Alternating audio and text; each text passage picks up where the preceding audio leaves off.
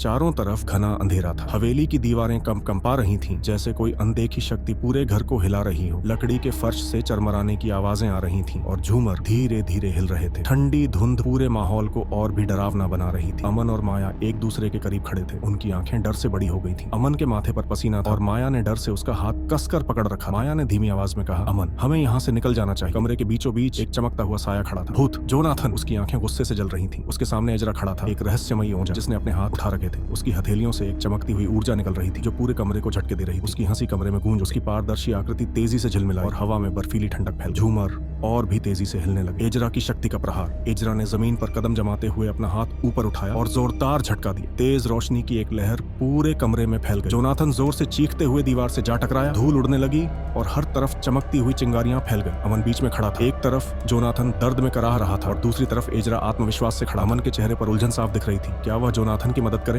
या एजरा पर भरोसा करे? उसकी आंखों में डर और उम्मीद का अजीब सा मिश्रण था। उसने कहा, अमन, सोच समझकर फैसला लो। ये मौका आखिरी हो सकता है। जोनाथन की अंतिम गुहार। जोनाथन, जो अब बेहद कमजोर लग रहा था, ने अपने भूतिया हाथ को अमन की तरफ बढ़ाया। उसकी चमकती हुई आंखों में एक दर्द था। उसने धीरे से कहा, अमन, मैं तुम्हारा दुश्मन नहीं, मुझे बचाओ। अंतिम निर्णय। अमन ने गहरी सांस ली। उसके हाथ मुट्ठी में बदल गए। अब फैसला लेना था। कमरे की हवा में एक अजीब सी सनसनी थी। जोनाथन और एजरा दोनों उसकी तरफ देख रहे थे। अगले कुछ सेकंड्स में सब कुछ बदल सकता था। कमरे में अचानक सन्नाटा छा गया। सिर्फ झूमर की धीमी आवाज और दिल की धड़कनों की गूंज थी। कैमरा अमन के चेहरे पर झूम करता है। उसकी आंखों में गहरा रहस्य है। क्या अमन जोनाथन को बचाएगा या वह एजरा का साथ देगा? हवेली का भविष्य किसके हाथ में होगा? जानने के लिए अगले एपिसोड का इंतजार करें। और हाँ, अगर आपको यह कहानी पसंद आई तो चैनल को सब्सक्राइब करना ना भूलें। अगला एपिसोड और भी रोमांचक होगा।